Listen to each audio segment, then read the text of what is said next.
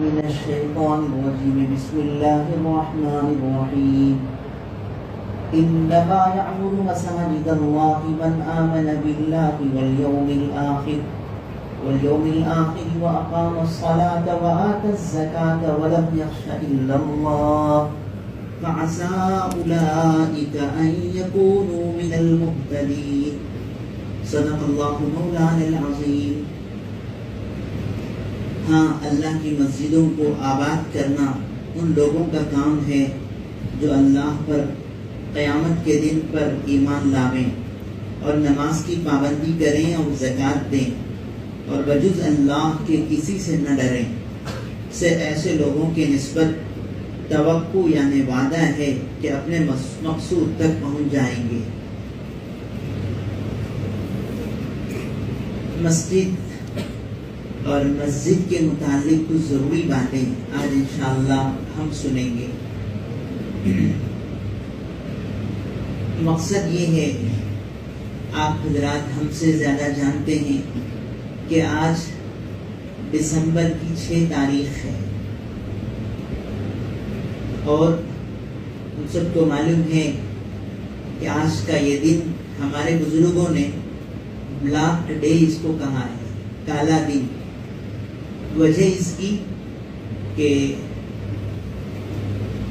1992 میں آج ہی وہ دن ہے جس دن ہم سب کی دل کی دھڑکن بابری مسجد کو شہید کیا گیا. یہ مسجد ہمارے مغل بادشاہوں نے بنوائی تھی. بابر ایک اچھا انسان گزرا ہے، اس نے اس مسجد کو بنوایا تھا. 1527 یا 30 کے آس پاس میں اس مسجد کا کام پورا ہوا اور تقریباً 400 سال تک یہاں اذان ہوئی ہے، نماز ہوئی ہے اور بڑے عالیشان طریقے سے اللہ کا قرآن یہاں سنا پڑھا جاتا تھا. اور اس کی نقش و نگار مغلیہ سلطنت کے بہترین انداز میں اس مسجد کو بنایا گیا تھا. یو پی میں ایک ڈسٹرکٹ ہے فیض آباد، اس کا ایک گاؤں ہے ایودھیا، وہاں یہ بابری مسجد تھی. ہمارے بڑوں کا کہنا ہے کہ مسجد ہماری، خود یہاں کا سپریم کورٹ کا فیصلہ ہے کہ واقعی مسجد مسجد تھی، کسی دیوال کو توڑ کے مسجد نہیں بنائی گئی. پکی بات سپریم کورٹ کے جج نے لکھی ہے. لیکن ان کا کہنا تھا آستھا کی بنیاد پر، چونکہ بڑا مجمع غیروں کا اس جگہ کو چاہ رہا ہے، اس لیے مجبوراً ہم یہ جگہ غیروں کو دے رہے ہیں. کسی تقریباً 1940 پر 9 سے لے کر 50 سال ہمارے دیوبند کے بزرگان دین، جمعیت کے بزرگان دین حضرت مولانا ارشد مدنی صاحب اور ان کے بڑے بھائی حضرت مولانا اسعد مدنی صاحب، بڑے بڑے بزرگان تقریباً 50 سال ایک کیس لڑے ہیں، لیکن کسی جگہ پر ان کے پاس کوئی دلیل نہیں ملی کہ کبھی دیوال توڑ کر مسجد بنائی گئی تھی. وہ مسجد مسجد تھی، سب کو یہ ماننا ہے. لیکن ان کا کہنا ہے کہ چونکہ ایک بڑا مجمع، سمجھیے کہ میجارٹی ادھر ہے، اس لیے ان کو دینا پڑے گا، ہم مجبوراً دے رہے ہیں. اس کے 10 پوائنٹ ابھی 2-3 دن پہلے بھی باقاعدہ سپریم کورٹ کے پورے واٹس ایپوں سے پھیلائے گئے تھے. آج کے اس دن کو ہمارے بڑوں نے کہا کہ انشاءاللہ ہماری تاریخ ہے، ہماری اولادوں کو یہ یاد رہے کہ بابری مسجد ہماری مسجد ہے. ہمارا دل اگرچہ ٹوٹا، لیکن ہمارے بڑوں نے کہا ملک میں امن کو باقی رکھیں، لڑائی جھگڑے فتنے فساد کا ماحول نہ ہو. ہمارے بڑوں نے سمجھایا تو صرف ایک آواز پر پورا ملک خاموش ہو گیا کہ بھئی جب ہمارے بڑے منع کر رہے ہیں تو ہم نہیں جائیں گے. آپ کو مبارک ہو، جو کر رہے ہیں وہ کر لو. آج بھی حضرت مولانا ارشد مدنی صاحب دعوت برکاتہ کڑپا آئے تھے تو چیخ کے کہا کہ بابری مسجد کی جگہ ہماری ہے. آپ لوگوں نے آستھا کی بنیاد پہ جو فیصلہ کیا تم جانو، لیکن اس فیصلے میں ہم جیتے ہیں کیونکہ سپریم کورٹ نے کہا کہ یہ مسجد ہی تھی اور مسجد ہی ہے. آگے اللہ مالک ہے. جیسے کعبۃ اللہ کی حفاظت کے لیے ہمارے آقا کے دادا عبد المطلب نے کوشش کی، محنت کی ابرہہ سے بچانے کے لیے. جب ان کی طاقت سے باہر ہو گیا انہوں نے اللہ کے حوالے کیا کہ اللہ تیرا گھر ہے، تو بچانے والا ہے. اللہ نے حفاظت فرمائی. پرندے آئے، چھوٹے چھوٹے پرندے، ابابیل، جی طیرن ابابیل، چھوٹے چھوٹے پرندے اللہ نے بھیجے اور پورے ابرہہ کے لشکر کو ان پرندوں کے کنکریوں نے ہلاک کیا. تو مسجد سوال ہے، جبکہ کئی لوگوں نے یہ کہا تھا، ایک بار جو سپریم کورٹ کے لیے لڑائی کے لیے جو پیسے لگتے تھے وکیلوں کے، ججوں کے، جی 50-50 لاکھ بھی ہمارے بڑوں نے خرچ کیے. سوال ہے وہ 4-5 ایکڑ کی زمین کہیں اور لے سکتے تھے. کسی نے کہا بھی تم نہ اتنی زمین کیا، اس سے بڑھ کر زمین ہم دیں گے، تم لے لو. ہمارے بڑوں نے کہا نہ، ہمارا دین ہے مسجد، ہمارا ایمان ہے مسجد، اور ہمارے یہاں حکم یہ ہے کہ ایک مرتبہ مسجد بن گئی تو قیامت تک کے لیے وہ مسجد ہے. اس کی ایک بالش کی جگہ کوئی بیچ نہیں سکتا، کوئی بدل نہیں سکتا. اسی لیے بڑے کہتے ہیں اب جو مسجد ہماری بنی ہے، چاہے یہاں کی مکہ مسجد ہو، جامعہ مسجد ہو، بنانے والے 100 رقم سوچ کے بنائے. ایک مرتبہ مسجد بن گئی، اب یہاں سے سمجھو کہ وہ فیان تک کا حصہ روڈ چوڑا کرنے دے دیں گے یا کہ بازو والے کو فروخت کریں گے، ہرگز اس کی اجازت نہیں ہے.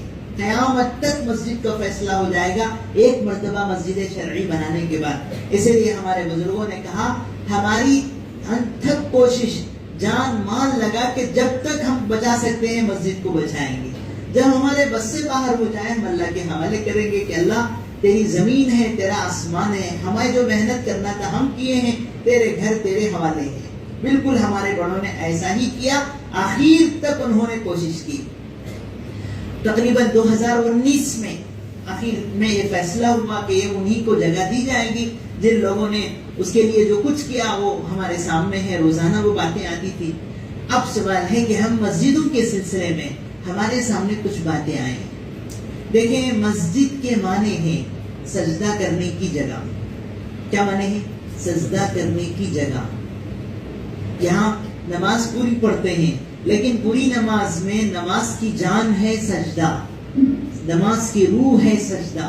اس لیے کرسیوں پہ بیٹھنے والوں سے بار بار کہا جاتا ہے اگر آپ کی طاقت ہو تو آپ نیچے بیٹھ کے نماز پڑھیں، کیونکہ جو پیشانی زمین سے قریب ہوتی ہے اس کا ثواب زیادہ ہے.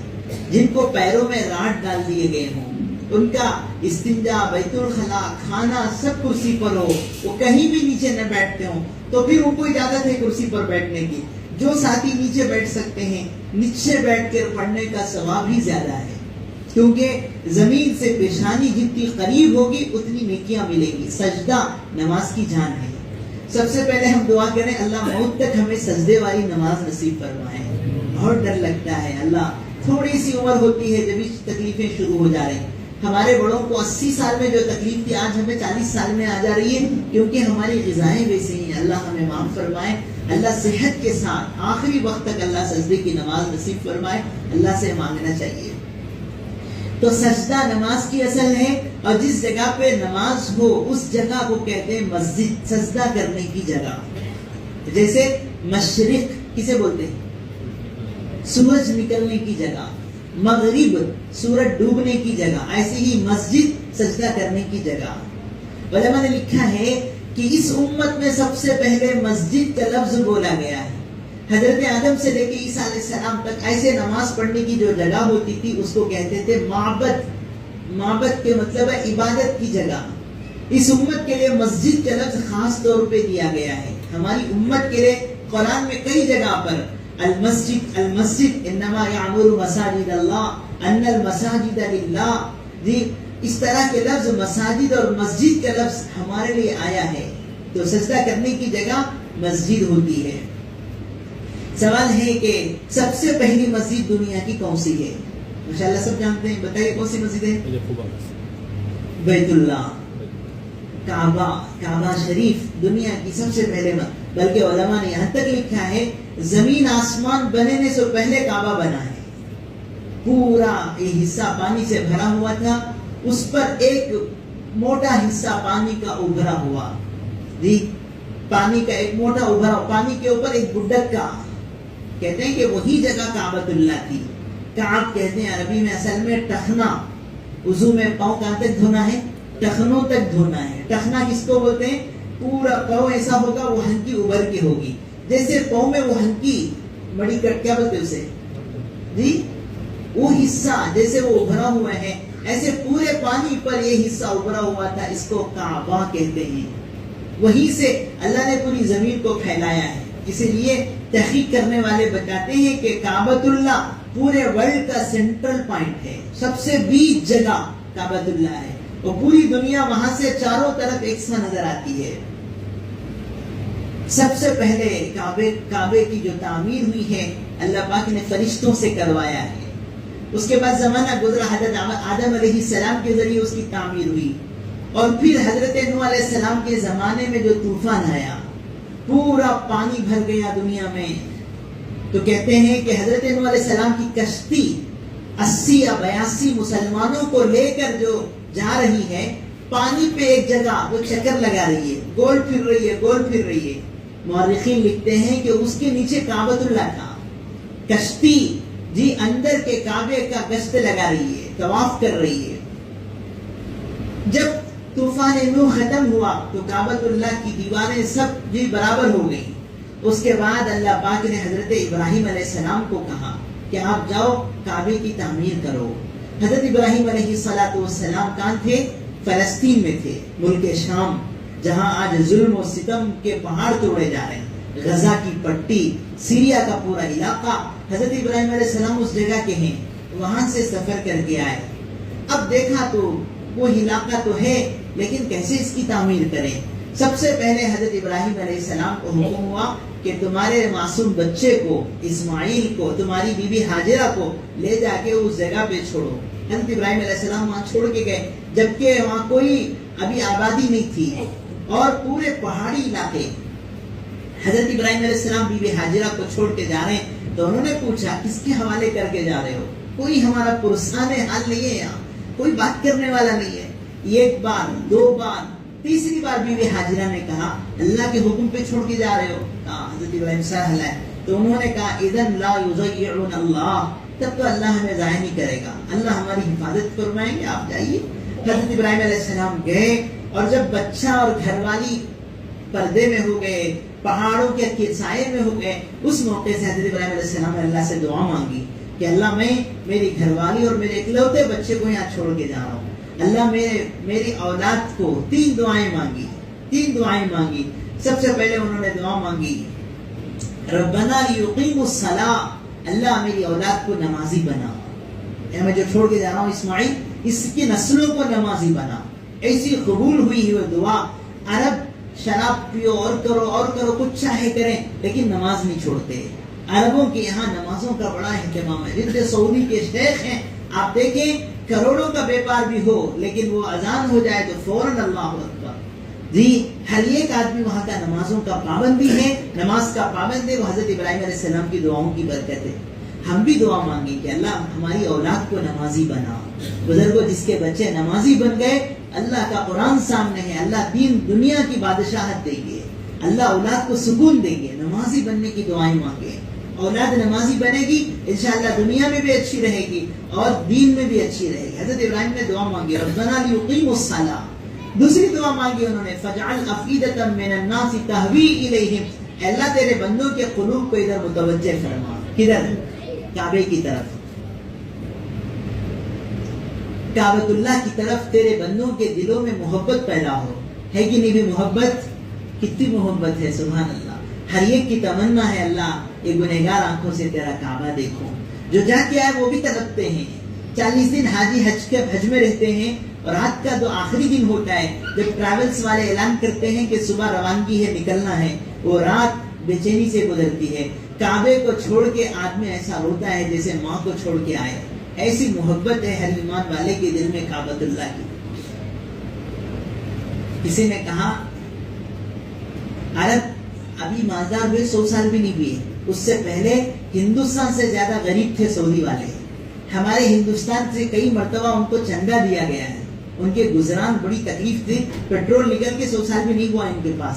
जब उनके यहाँ गरीबी थी, तंगी थी, हमारे यहाँ के कुछ बुजुर्ग अल्लाह वाले हज पे गए थे, वहां एक बच्चा उनके हज के टेंटों में आता जाता था, बेटा तुम्हारे अब्बा कहाँ हैं?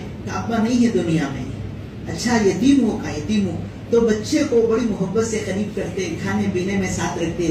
7-8 سال کا بچہ ہوگا, وہ 10-15-20 دن میں وہ بچے سے ایسی محبت ہو گئی, یہ لوگ سب مل کے تشکیل کرے وہ بچے کو, چلو بھائی ہمارے انڈیا چلو, ہندوستان چلیں گے, تمہارے لیے وہاں بہت سہولت ہے. وہاں اس وقت جو ہے کھانے کو لوگ ترستے تھے سعودی میں, تو کہا دیکھو تمہیں یہ ملے گا, آئس کریم ہوگا, چاکلیٹ, ایسے وہ بچے کو امید دلائے. تو بچہ بولا اچھا یہ سب ملتے ہیں تمہارے ملک میں, تو میں آ جاؤں گا انشاءاللہ, تمہارے ساتھ چلوں گا. تو یہ لوگ بھی خوش ہو گئے, بچہ یتیم ہے لیکن اتنا خوبصورت ہے, لے کے چلیں گے. وہ بچہ آخر میں ان بڑوں کو پوچھا, اچھا تمہارے ملک میں یہ ملیں گے. آخر میں کعبے کی طرف اشارہ کر کے بولا یہ بھی تمہارے ملک میں ہے.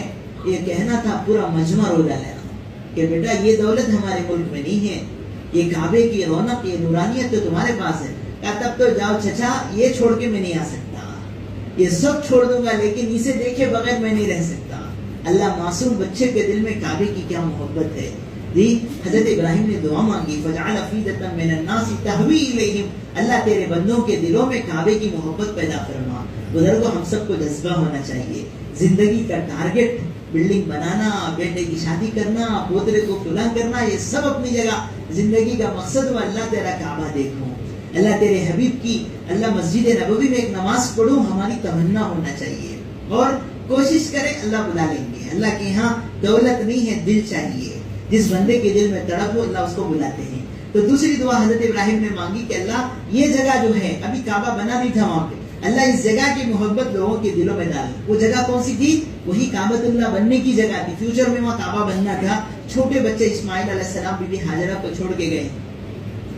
تیسری دعا حضرت ابراہیم علیہ السلام مانگ رہے, وَارْزُقْهُم مِّنَ الثَّمَرَاتِ لَعَلَّهُمْ يَشْكُرُونَ, اللہ ان کو پھلوں کی روزی عطا فرما. اللہ یہ جگہ ایک خطمیر پکتی نہیں مکے میں, ایک گھاس پھوس نہیں اگتی وہاں, پورا ایڈاری, ریت کا میدان اور پہاڑ, سنگ لاخ اور بنجر اور پتریلا علاقہ. حضرت ابراہیم دعا مانگے نے کہ اللہ یہاں پھلوں کی روزی عطا فرما. اب ان کی دعا ایسی قبول ہوئی ہے کہ آپ مکے کی منڈی میں جاؤ, ایسے قسم کے پھل ملیں گے, آپ کو گوگل میں سرچ کرنا پڑے گا یہ پھل کا نام کیا ہے. ایسے تازے میوے ملیں گے. طائف میں پھل بکتا ہے, طائف والے بعد میں کھاتے, پہلے مکے والے کھاتے ہیں. دنیا کا سب سے بہترین کوالٹی کا پھل مکی کے بازاروں میں آتا ہے, اور اللہ ان کو ایسے کھلا رہے. حضرت ابراہیم خلیل اللہ کی دعاؤں کی برکت ہے. بزرگوں, حضرت ابراہیم علیہ السلام نے اپنی بیوی کو, اپنے بچے کو وہاں چھوڑا اور روانہ ہوئے. وقت آیا, حضرت ابراہیم علیہ السلام کی وہ کارگزاری ہم بار بار سنتے ہیں. بی بی ہاجرہ بچے کو پالنے کے لیے ترس رہی ہیں, ادھر دوڑ لگائیں, صفا مروا 7 چکر کاٹے. اسی دوران روایت میں ہے کہ حضرت جبریل علیہ السلام آئے, پر مانا تو پانی نکلا. بس کہتے ہیں کہ نہیں, اسماعیل علیہ السلام کے پیروں کے تلے سے پانی نکلا. اس پانی کا نام ہے زم. یہ بی بی ہاجرہ کی زبان سے نکلا ہوا جملہ ہے, زم کہ مانے رک جا. وہ پانی برکت والا پانی, اتنا برکت والا کہ ساری دنیا پی رہی ہے. اتنا چھوٹا سا کنواں ہے, چھوٹی سی وہ بوڑی ہے, پورے ورلڈ کو پانی جا رہا ہے. کروڑوں لیٹر روزانہ لیا جاتا ہے. اللہ کا کرم ہے, آج تک اس میں خطرہ کم نہیں ہوا, اور انشاءاللہ قیامت تک کم نہیں ہوگا. ایسا برکت والا کہ آپ رکھو 10 سال کے بعد بھی اسی کوالٹی کے ساتھ وہ پانی ہوگا. دنیا کے کسی پانی میں وہ برکت نہیں ہے جو زمزم میں ہے. حضرت ہمارے آقا نے فرمایا, زمزم جس نیت سے پیو گے اللہ وہ نیت پوری کریں گے. کتنے کینسر والے, کتنے بڑے بیماریوں والے آخری زندگی میں عمرہ کرنے گئے اور وہ پانی خوب پیا, واپس آئے تو ڈاکٹر حیران, بیماری کہاں گئی ہے. اللہ نے ایسی شفا رکھی ہے اس پانی میں. جی تو زمزم حضرت اسماعیل اور بی بی ہاجرہ کی برکتیں ہیں. اور پھر حضرت ابراہیم علیہ السلام, ایک وقت آیا جب بیٹے اسماعیل جوان ہوئے, اللہ نے حکم کیا جاؤ ہمارا ایک ختم ہو گیا سو گھر ہے اسے دوبارہ آباد کرو. تو حضرت ابراہیم علیہ السلام آئے, اس کی نشانی ملی ان کو. حضرت اللہ سے انہوں نے پوچھا اللہ کعبہ بنانا ہے, اس کا کوئی روٹ میں آپ کو کیسا ہوگا, کتنا چوڑا لمبا ہوگا. کہتے ہیں کہ اللہ نے بادل بھیجا, ابر کو بھیجا, وہ ابر کی چھوں جتنی ہوگی اتنا کعبہ بناؤ. کسی نے کہا حضرت ابراہیم علیہ السلام, حضرت جبریل علیہ السلام آ کے نشانی بتائے یہاں کعبۃ اللہ بنایا جائے. حضرت ابراہیم گویا بیلدار بنے ہوئے, اسماعیل علیہ السلام مزدور بن کے, اور لفٹ کا کام دے رہا تھا وہ پتھر مقام ابراہیم کا. آج تک وہ سنہری جالی میں پتھر رکھا گیا ہے. ابراہیم علیہ السلام کے سچے قدم کے نشان اس میں کوئی دو رائے نہیں ہے، سند کے ساتھ موجود ہے. اس میں جو پیروں کے نشان ہے وہ ابراہیم علیہ السلام کے ان کے پیر کے نشان ہے. وہ پتھر جتنا اٹھنا اوپر اٹھتا اور جب اترنا ہوتا تو ادھرتا. کعبے کی یہ تعمیر ہوئی. قرآن اس کو بیان کرتا ہے وَإِذْ يَرْفَعُ إِبْرَاهِيمُ الْقَوَاعِدَ مِنَ الْبَيْتِ وَإِسْمَاعِيلُ. میرے محبوب وہ وقت یاد کرو جب ابراہیم اور اسماعیل مل کے کعبۃ اللہ کی دیواریں اونچی کر رہے تھے. ربنا تقبل منا، انہوں نے دعا مانگی کہ اللہ ہماری طرف سے اس گھر کو قبول فرما. وتب علینا انک انت التواب الرحیم، اللہ ہماری توبہ قبول فرما، تو بڑا رحم کرنے والا ہے. حضرت ابراہیم علیہ السلام نے کعبہ بنایا. علماء کہتے ہیں اللہ سے کہا اللہ یہ کعبہ تو بن گیا ہے، یہاں میلوں میل تک کون بھی آبادی نہیں ہے، گھرا نہیں ہے، کون آئیں گے یہاں؟ اللہ نے کہا ابراہیم اعلان کرو میرے بندے آئیں گے اس گھر کی طواف کے لیے، عبادت کے لیے. کہ اللہ میری آواز کہاں تک جائے گی؟ کہ اعلان تم کرو، آواز پہنچانے والے ہم ہیں. وَأَذِّن فِي النَّاسِ، لوگوں میں حج کا اعلان کرو. بِالْحَجِّ يَأْتُوكَ رِجَالًا وَعَلَىٰ كُلِّ ضَامِرٍ يَأْتِينَ مِنْ كُلِّ فَجٍّ عَمِيقٍ. حضرت ابراہیم علیہ السلام کو حکم اعلان کرو میرے بندے آئیں گے، سوار، پیدل، نزدیک اور دور سے آئیں گے. حضرت ابراہیم علیہ السلام نے کہا یا ایھا الناس علیکم بالحج، لوگوں اللہ کے گھر کا ارادہ کرو، حج کے لیے آؤ. حضرت ابراہیم علیہ السلام اعلان کر رہے ہیں تو کہتے ہیں کہ دنیا کے کونے کونے میں آواز پہنچی، حتیٰ کہ فرمایا ماں کے اندر پیٹ میں رہنے والے بچے کے کان میں آواز پہنچی. اور لکھا ہے قیامت تک جتنے انسان آنے والے ہیں عالم ارواح تک ان کی آواز پہنچی. اور جن جن کو اللہ کا گھر دیکھنا نصیب ہے انہوں نے کہا لبیک لبیک لا شریک لک لبیک ان الحمد والنعمت لک والملک لا شریک لک. یہ تلبیہ ہے اللہ کے گھر پہ جانے کا، گویا وہ میں حاضر ہوں اللہ، میں حاضر ہوں اللہ. یہ تلبیہ سب نے پڑھی ہے جن جن کو اللہ کے گھر جانا ہے. اللہ کرے ان خوش نصیبوں میں ہمارا نام بھی آ جائے اور بار بار جانے والوں میں اللہ ہمیں شامل فرمائے. حضرت ابراہیم علیہ السلام کی اس آواز پر جی اللہ کا وہ گھر آباد ہوا. حضرت ابراہیم علیہ السلام نے دعا مانگی کہ اللہ گھر بنانا میرا کام ہے، بسانا تیرے آخری نبی کا کام ہے. چنانچہ یہ امت جتنا حج اور جتنا عمرہ کرتی ہے آج تک کسی امت کو نصیب نہیں ہوا. ہر دن آپ کو ایسا مل رہا ہے جیسے حج کا موسم ہے. اور خاص طور پر آج کا یہ زمانہ کرونا کے بعد سے جی عمرے پہ جانے والوں کا مجمع بڑھ گیا. قانون لانا پڑ رہا ہے اسے، مختلف قانون کہ کعبے کے قریب جانا ہے تو احرام کی حالت میں جانا پڑے گا. آج کا قانون ہے بھئی ریاض الجنہ میں جانا پڑے گا تو ایپ میں بک کرنا پڑے گا، اس کے بغیر نہیں جا سکتے. اتنے قانون لائے جا رہے ہیں. حتیٰ کہ اس نے قانون لایا تھا کہ ایک مرتبہ عمرہ کر لیے تو 2 سال تک پرمیشن نہیں ہے. اگر 2 سال کے اندر جانا ہے تو 20,000 ریال ایکسٹرا بننا پڑے، 2,000 ریال ایکسٹرا بننا پڑے گا، جو قریب قریب ہمارے 40-45 ہزار بنتے ہیں. تب بھی کوئی کم نہیں ہوا مجمع. جا رہا اللہ کے بندے جی. یہ ہے اللہ کے گھر کی محبت. ساری دنیا اللہ اکبر. ہم دیکھے کہ انڈونیشیا والے آتے ہیں، تھیلے تھیلے پیسے لاتے ہیں بیچارے، ان کا پیسہ بڑا سستا ہے. ان کے 5,000 روپے ہمارے 50-60 روپے 500 روپے کے برابر بھی نہیں ہے، تو تھیلے تھیلے لاتے ہیں. افریقہ کے غریب آتے ہیں، ایسے ایسے لوگ جن کو کھانا صحیح نصیب نہیں ہے. وہ لوگ سمجھتے ہیں زندگی کے سب سے بڑا مقصد ہے اللہ کا گھر دیکھے. غریب آتے ہیں، مالدار آتے ہیں، اللہ اپنے فضل سے بلاتے ہیں. یاد رکھیں کعبے کا سفر قسمت سے ہوتا ہے، پیسوں سے نہیں ہوتا. اللہ جس کو بلائے وہ جاتا ہے. ورنہ علماء نے لکھا ہے ہندوستان پہ حکومت کرنے والے جو بادشاہ گزرے 700 سال ہماری حکومت کی، بڑے بڑے بادشاہ کروڑوں پتی جنہوں نے اپنے بیگم کے، اپنی بیوی کے مہر میں 10-10 کروڑ کا سونا چاندی دیا، لیکن بزرگوں ان میں سے کوئی بیت اللہ نہیں دیکھ سکے. کعبۃ اللہ کا سفر ان کے ہاتھوں سے نہیں ہو سکا. کیا مطلب؟ دولت سے نہیں، اللہ دل والوں کو بلاتے ہیں. تو ہم سب نیت کریں ہم بھی کعبہ دیکھیں گے انشاءاللہ.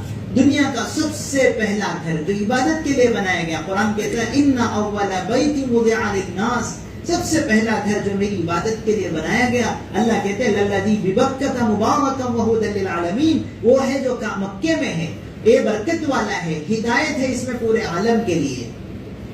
جیسے ہم کہتے ہیں ہدایت ملنے کی جگہ کیا ہے، ان میں سے سب سے پہلی جگہ ہے کعبۃ اللہ. جب دیکھیں آپ کہ بھائی ذرا عبادت میں سستی ہو رہی ہے، اب جو آدمی جی گناہوں کے خیالات زیادہ ہو رہے ہیں یا پریشان ہیں، وہ سارے ساتھی بولتے 4 سال ہو گئے مولانا کیا کی دلیل لگی لگ رہی ہے، کیسا کی ہے ہم نا، ایک کونے پہ کیا کی مصیبت ہے. ارے جاؤ نا، وہ پاور ہاؤس ہے کعبے پہ، اللہ کے گھر کو ایک طواف کر کے آؤ، دیکھو ساری بلائیں کہاں جاتی ہیں.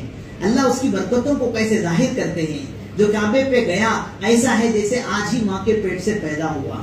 حضرت اسود کو بوسہ لینے والا ایسے ہے کیوم ولدتہ امہ، جیسے اس کا بوسہ لیا تو وہ باہر آتی ہے، ایسا ہوگا جیسے اس کی ساری زندگی کے گناہ معاف ہو گئے۔ ابھی جو حیدرآباد کے لوگ اللہ کے راستے میں شہید ہوئے ہیں سب کے سب جنتی ہیں انشاءاللہ، وہ گناہوں سے پاک صاف ہو کے اللہ کا گھر کا دیدار کر کے حضور کے دربار اقدس میں جائیں۔ اللہ نے ان کو اس حالت میں بلایا ہے، وہ سب کے سب شہید ہیں ماشاءاللہ۔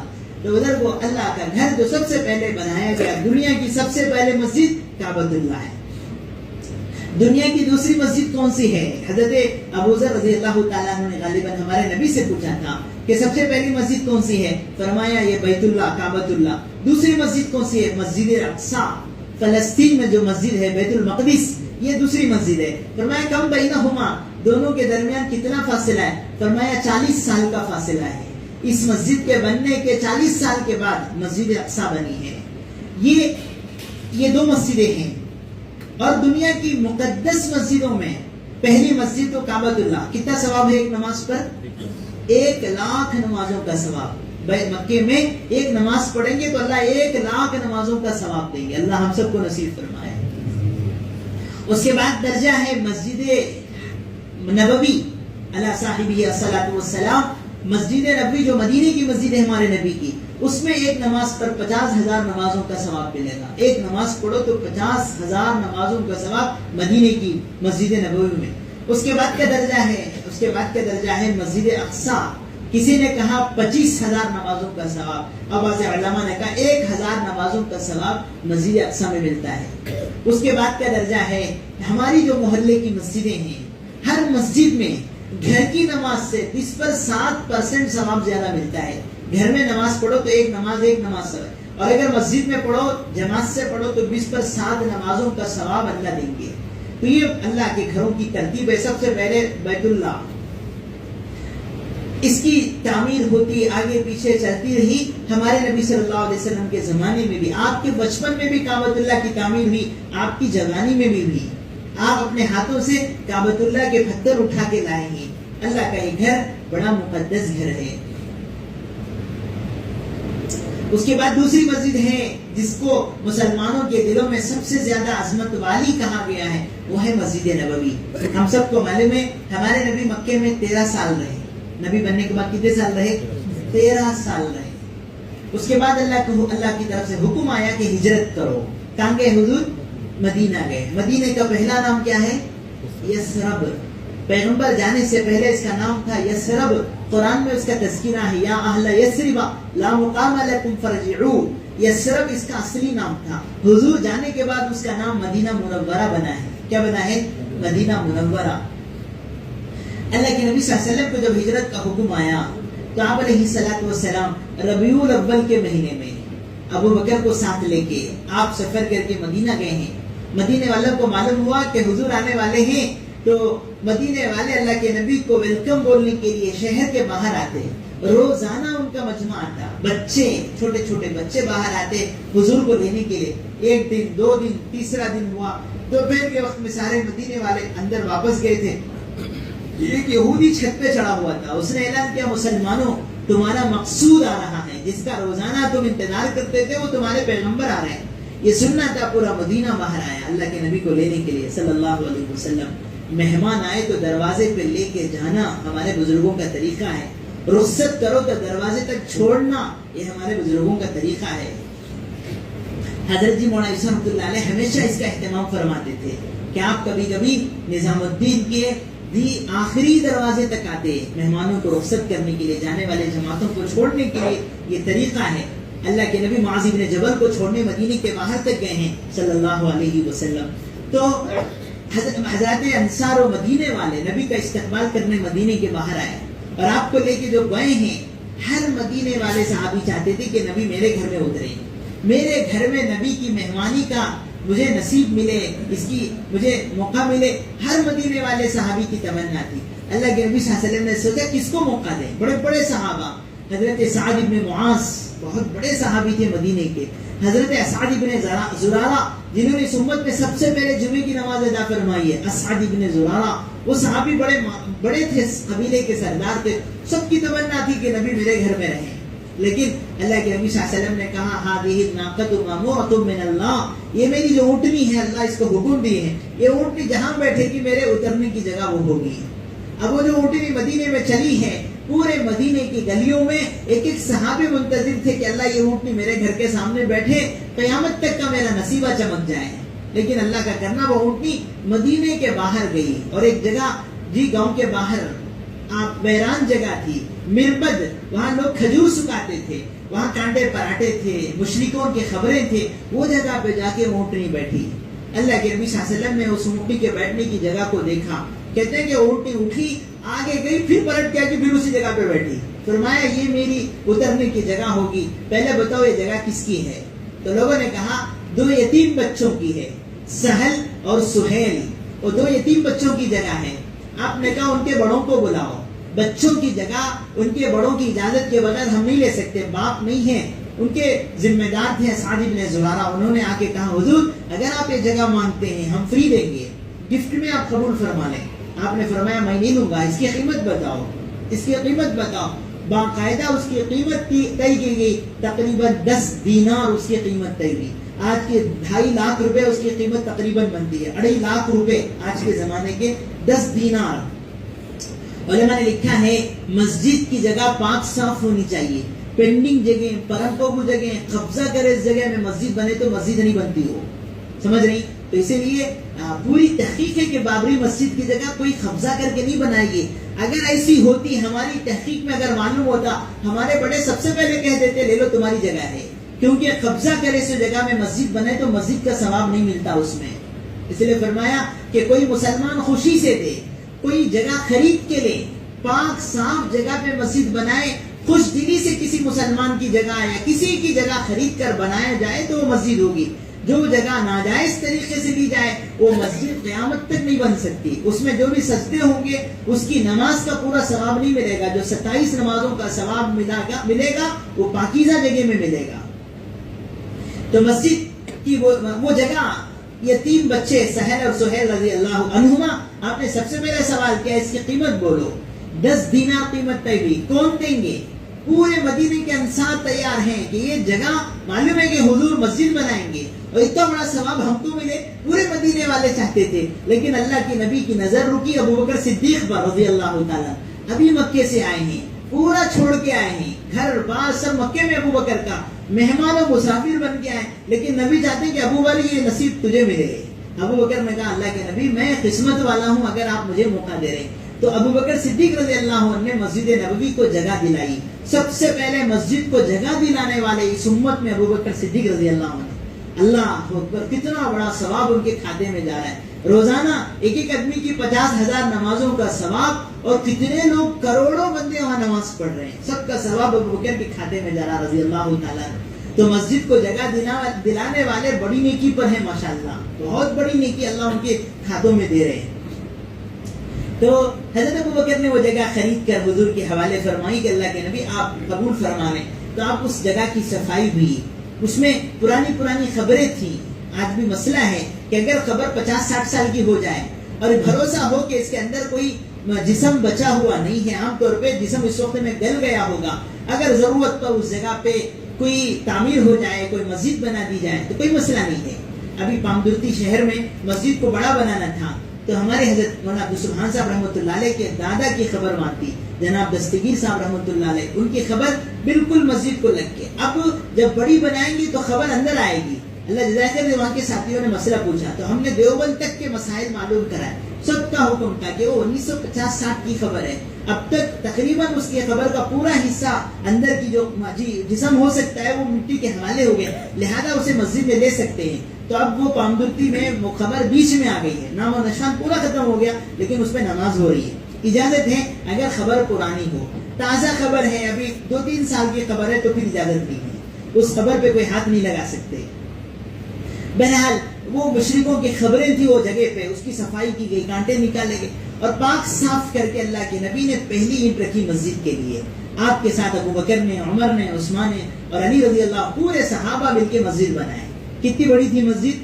100 گز چوڑی تھی، 100 گز لمبی تھی، 100 گز، نور مورل یہاں سے لے کے یہاں تک کا حصہ، اسکور فٹ تو کم ہوتا ہے، گز اس سے بڑا ہوتا ہے، اتنے 100 گز چوڑی تھی اور 100 گز لمبی پہلی مسجد حضور بنا رہے ہیں صلی اللہ علیہ وسلم۔ آپ نے ایک حدیث میں فرمایا ہے لوگوں مسجد بناؤ تو وسیع بناؤ تاکہ تمہاری نسلوں کو کام آئے۔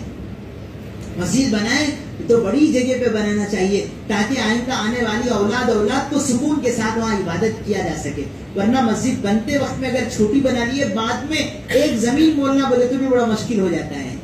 خود اللہ کے نبی صلی اللہ علیہ وسلم کے زمانے میں قبلے کی طرف کچھ جگہ تھی، ایک غریب صحابی کی تھی، آپ نے کہا دیکھو مسجد کے لیے ضرورت ہے دے دو، تو وہ بولے گھر میں مشورہ کروں گا۔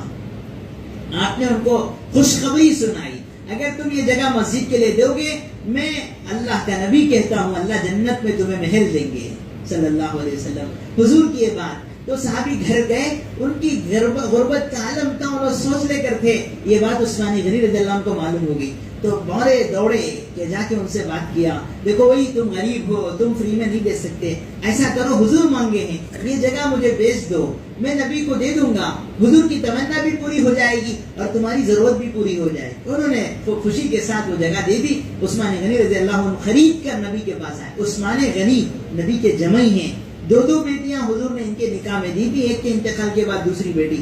حضرت عثمان آئے اللہ کے نبی، آپ نے فرمایا ہے کہ جو یہ جگہ اللہ کے گھر میں دے گا اسے جنت میں محل ملے گا، کیا میں دے دوں تو مجھے بھی ملے گا؟ فرمایا ہاں تمہارے لیے بھی وعدہ ہے۔ حضرت عثمان نے کہا حضور میں یہ جگہ اللہ کے گھر کے لیے خرید کے دے رہا ہوں، آپ قبول فرما لیں۔ عثمان غنی رضی اللہ عنہ نے قبلے کی طرف کچھ جگہ خرید کے مسجد میں ملائی ہے اور نبی کا ان کے لیے وعدہ تھا کہ انشاءاللہ تمہیں جنت میں محل ملے گا۔ بلکہ حدیث میں ہے جو بندہ بھی اللہ کے گھر کے کسی بھی کام میں حصہ لے گا، عثمان غنی رضی اللہ عنہ اس کے راوی ہیں، من بنا للہ مسجدا بنى اللہ لہ بیتا فی الجنہ، دنیا میں جو مسجد بنائے اور مسجد میں کچھ حصہ بھی لے لے اللہ اسے جنت میں محل ادا کریں گے۔ جی آپ کی مسجد اوپر بنی ہے اور ہمارے شہر کی جامع مسجد ہے، پتہ نہیں کتنے لوگوں کی محنتوں کے بعد یہ مسجدیں بنتی ہیں۔ غریب 10 روپے دیتا ہے، مالدار 1000 روپے دیتا ہے، جس کا جو بھی لگا ہے سب کے لیے انشاءاللہ جنت میں محل کا وعدہ ہے۔ اللہ ہم سب کو وہ ثواب کا یقین نصیب فرمائے۔ تو حضرت مسجد نبی جو بنی ہے 100 گز چوڑی 100 گز لمبی، اتنی بڑی مسجد بنی، ہمارے آقا صلی اللہ علیہ وسلم نے اس میں نماز پڑھی اور صحابہ نے پڑھی۔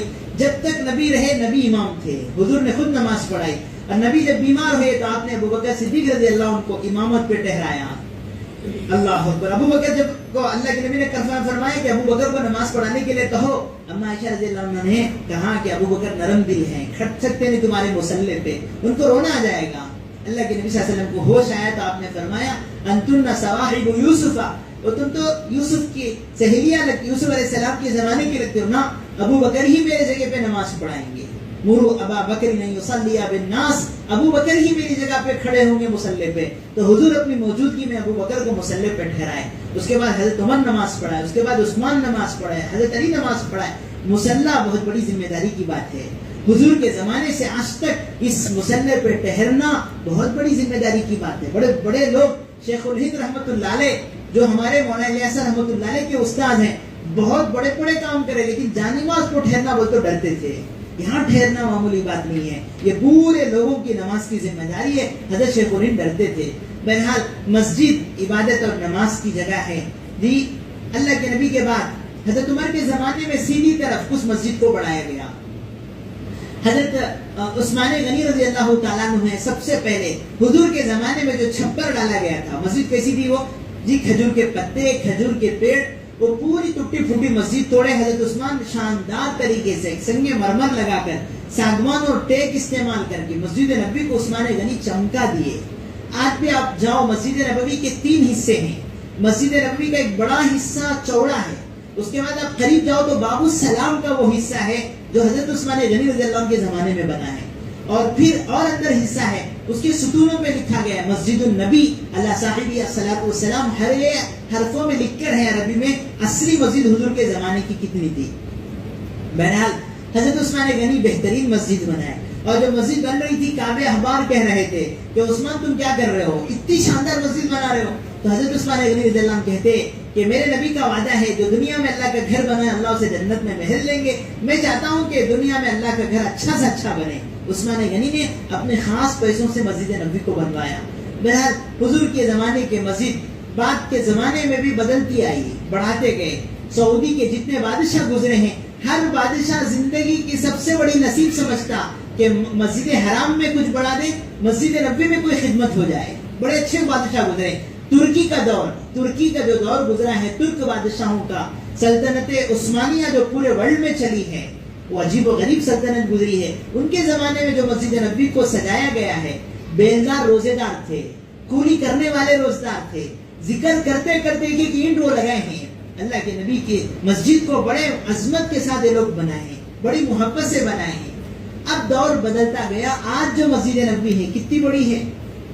تحقیق یہ ہے اللہ کے نبی صلی اللہ علیہ وسلم کے زمانے میں پورا مدینہ سٹی جو تھا وہ پورا مسجد نبی کے اندر آ گیا ہے. مسجد نبی حضور کے زمانے کے مدینے سے باہر نکل چکی ہے. اتنی بڑی مسجد بنی ہے مسجد نبوی علی صاحبہ الصلوۃ والسلام. تو دنیا کی سب سے عظمت والی مسجدوں میں پہلی مسجد ہے مسجد حرام, جہاں ایک نماز کا ثواب 1,00,000 نمازوں کا ثواب ہے. دوسری مسجد ہے مسجد نبوی, جہاں ایک نماز پڑھیں گے تو 50,000 نمازوں کا ثواب ملے گا. اور تیسری مسجد ہے مسجد اقصی. اس کے بنانے والوں میں زمانہ لکھا ہے کہ حضرت داؤد علیہ السلام نے اس کو بنایا, سلیمان علیہ السلام نے مکمل کروایا. اس کی تعمیر کا اکثر حصہ جنات کرے ہیں. جنات, اس کا جو اوپر کا گنبد ہے وہ جنات بنا رہے ہیں.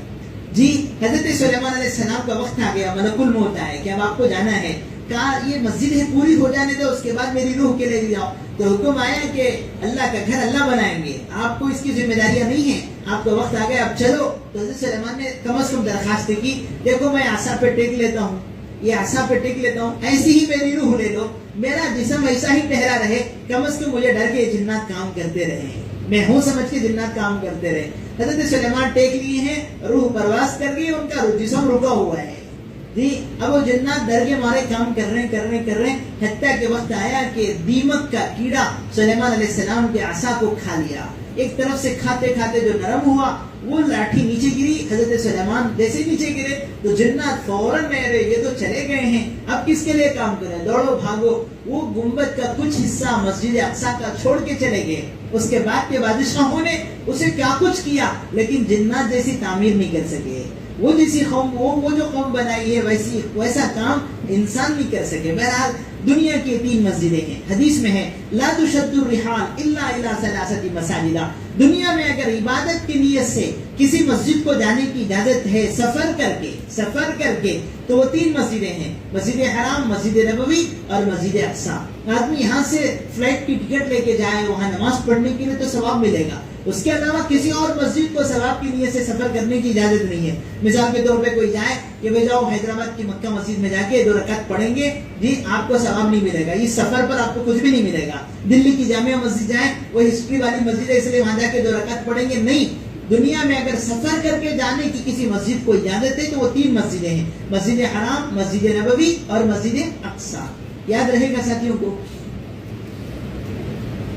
مسجد شروع سے مسلمانوں کے ایک ایمانی جذبے کی جگہ ہے. ہمیشہ مسلمان اس کی بڑی اہتمام کرتے آئے ہیں. ہمارے آقا صلی اللہ علیہ وسلم سب سے پہلے گئے ہیں مدینے کو, تو آپ مدینہ میں داخل ہونے سے پہلے ایک جگہ پہ رکے, قباء. آپ نے وہاں ایک مسجد بنائی, مسجد قباء. کسی زمانے میں مدینے کے باہر ایک قریہ تھا, وہ آج مدینے کا ایک نگر, ایک حصہ بن گیا ہے. وہاں کی آباد ایک محلہ ہو گیا ہے مدینے کا, مسجد قباء. الحمدللہ ہم لوگ بھی وہاں 2 مرتبہ نماز پڑھے ہیں. مسجد قباء میں 2 رکعت نماز پڑھنے کا ثواب فرمایا کہ مقبول عمرے کا ثواب اللہ عطا فرمائیں گے. جو 2 رکعت نماز مسجد قباء میں پڑھیں گے اللہ ان کو مقبول عمرے کا ثواب عطا کریں گے. ہمارے نبی ہر ہفتے کے دن عام طور پر مدینے سے قباء جاتے تھے اور آپ 2 رکعت نماز پڑھتے اور قباء والوں کو دین کی بات سمجھاتے. تو قباء کی مسجد آپ نے اپنے ہاتھوں سے جو بنائی, سب سے پہلی مسجد نبی بننے کے بعد, اس کے بعد مسجد نبوی آپ نے بنوائی ہے. اب ادھر وہ مسجد فرمایا کہ جی چند مسلمان مل کے مثال کے طور پہ ایک جگہ کو طے کرے کہ اسے مسجد بنانا ہے, تو اس پر ثواب ہے, بہت بڑا ثواب ہے. اور ساتھ میں مسجد کے کچھ آداب ہیں, اس کے کچھ رولز اینڈ ریگولیشنز ہیں کہ مسجد کے کیا احکام ہیں. یاد رکھیے مسجد کے بارے میں نسبت ہے اللہ کا گھر, ان المساجد للہ. قرآن میں ہے کہ مسجد اللہ کی جگہ ہیں, اللہ کے گھر ہیں. مسجد کس کی طرف منسوب ہے, جگہ دیے ہوں گے کون کی ایک جنے, جی عبد الرحمان صاحب, عبداللہ صاحب, کوئی بھی جگہ دیے ہوں گے, لیکن کوئی نہیں کہتا کہ یہ جگہ کس کی ہے, اب اللہ کی ہے. دے دینے کے بعد اس میں کسی کی حکومت نہیں چلے گی. یہاں آنے کے بعد مسجد بنانے والا اونر بھی آ جائے, وہ بھی نوکر کے بازو کھڑ کے نماز پڑھے گا, اسے وی آئی پی بول کے الگ سیٹ نہیں دیں گے جیسے بیچارے برادران وطن کرتے ہیں کہ وی آئی پیز کا دروازہ الگ ہے, غریبوں کا دروازہ الگ ہے ان کے خدا کو ماننے کے لیے. ہمارے یہاں ایک ہی صف میں کھڑے ہو گئے محمود و ایاز, نہ کوئی بندہ رہا نہ کوئی بندہ نواز. محمود ہو بادشاہ, ایاز ہو وزیر, ان کو بھی بازو بازو کھڑنا ہے. بادشاہ ہونے کی وجہ سے کوئی الگ صف اس کے لیے نہیں دی جائے گی. جی کلمہ پڑھا تھا غیر مسلم, کلمہ پڑھ کے مسلمان ہو گیا, اب وہ پہلی صف میں کھڑے, بالکل آ جاؤ, آپ کے لیے جگہ بنی ہوئی ہے. ہم کسی کو نہیں روکیں گے تو 4 مہینے پہلے تو مسلمان ہوئے لیا تو پیچھے جا, ہم نہیں بول سکتے, بولنے والے گنہگار ہیں. ہم برابر صفوں میں جگہ دیں گے. مسجد فرمایا کہ یہاں اللہ کی حکومت ہے, کسی اور کی حکومت نہیں ہے. اس کو سمجھنے کے لیے واقعہ مشہور ہے. ہارون رشید رحمۃ اللہ علیہ کا غالباً دور تھا. ہارون رشید وہ بادشاہ گزرا ہے, 3 برے اعظموں پر ان کی حکومت تھی, اس سے بڑے حکمران تھے. کبھی جوش میں آ کر ان کی زبان سے نکلا, صبح ہونے سے پہلے بیگم زبیدہ میری سلطنت سے نکل کے باہر چلے جا. جی میرا جتنا راجیانگم ہے, میری جتنی حکومت ہے اس سے نکل کے باہر چل جا, ورنہ تو یہ 3 طلاق. بیوی کو بول دیے کسی وجد میں آ کر, ہے نا, لوگ بول دیتے, پھر بولتے غصے میں آ کو بولا اس کو. ہمارے حضرت بولتے طلاق غصے میں آ کو بولتے, خوش ہو کو کون بھی بولتے نہیں. اسی لیے اس کی اتنی پنشمنٹ ہے کہ ایک مرتبہ طلاق دے دیے تو بیوی جدا ہو جائے گی. اب لمبا پاپڑ بیلنا پڑے گا. کوسی طلاق دیے ہیں, رجعی دیے ہیں, بائن دیے ہیں, اسے دوبارہ نکاح پڑھاؤ, دوبارہ مہر طے کرو. اور اگر 3 مہینے پورے گزر گئے تو پھر اس کا ایک لمبے مسائل. اگر زبان سے 3 طلاق نکل گیا تو ہمیشہ ہمیشہ کے لیے بیوی حرام, کبھی بھی بیوی نہیں بنا سکتے. اسے بیوی بنانا تو لمبا قصہ, وہ اسے دوسرا نکاح ہو, وہ چھوڑ دے یا وہ انتقال ہو جائے, پھر تمہیں نکاح کرنا پڑے گا. اتنے سخت احکام ہیں طلاق کے, کیونکہ اللہ کو دنیا میں سب سے ناپسندیدہ لفظ طلاق ہے. میرے نام پہ جو رشتہ جڑا ہے اسے توڑنے کے لیے تم کون ہو. بہت سخت احکام ہے طلاق کے. کسی موقع سے اسے عرض کیا جائے گا. تو بہرحال بیوی زبیدہ کو حضرت ہارون رشید نے, بڑے اللہ والے تھے, ان کی زبان سے نکل گیا صبح ہونے سے پہلے میری سلطنت سے باہر نکل جا, ورنہ یہ 3 طلاق. ان کی سلطنت تھی کہاں کی, ملکوں تک. فلائٹ میں نہیں, اگر آپ میزائل میں جائیں گے تو بھی باہر نہیں جا سکتے, اتنی لمبی ان کی حکومت تھی. اب سب نے کہا کہ زبیدہ پر طلاق پڑھی جائے گی, صبح ہونے سے پہلے ہارون کے سلطنت سے باہر نکلنا ممکن نہیں ہے. سب سرسری طور پہ بول دیے. اللہ جزائے خیر دے, ہمارے امام اعظم ابو حنیفہ اور ان کے شاگردوں کو اللہ نے جو علم دیا تھا, یہ ذہنی علم نہیں, وہابی علم, خود اللہ کی طرف سے ان کے سینوں میں ایسی بات آتی تھی کہ سبحان اللہ. تو امام اعظم ابو حنیفہ کے شاگردوں میں امام ابو یوسف تھے, کوئی اور تھے, انہوں نے کہا طلاق نہیں پڑے جیسا ایک راستہ ہمارے پاس ہے. وہ کیا ہے؟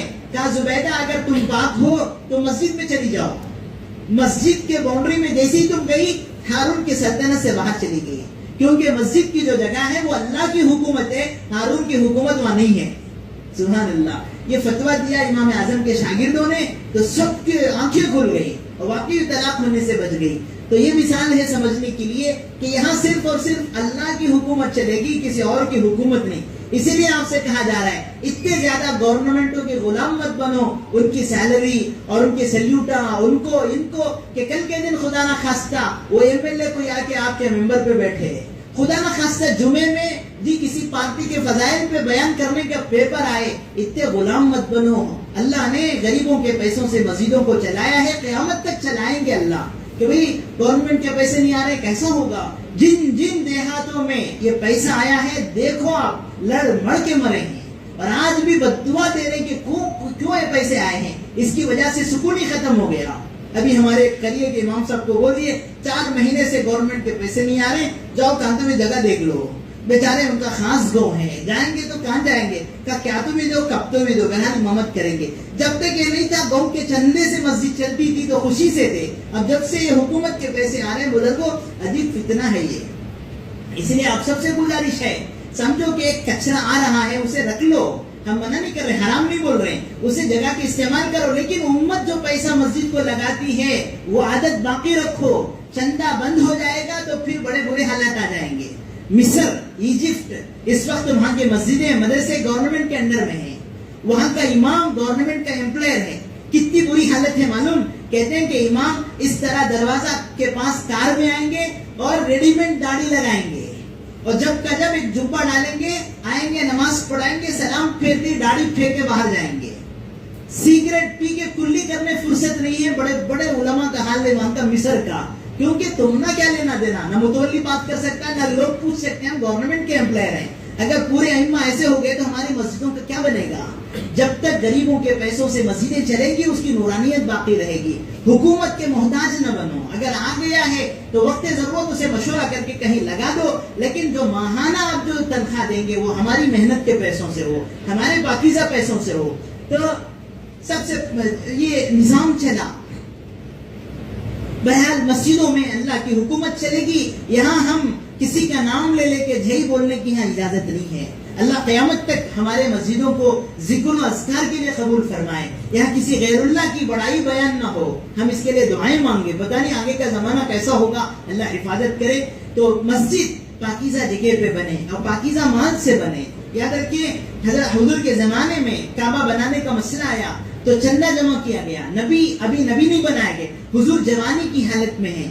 تو ابو جہل, ابو لہب, کفار مکہ, مشرکین مکہ, کلمہ نہیں, نماز نہیں, وہ لوگ بول رہے ہیں کہ اللہ کا گھر بنانا تو محنت کے پیسے سے بنائیں گے. اس میں شراب کا پیسہ, جوے کا پیسہ, جھوٹ کی کمائی, دھوکے کی کمائی نہیں دیں گے. جتنا پیسہ جمع ہوگا اس سے اللہ کا گھر بنائیں گے.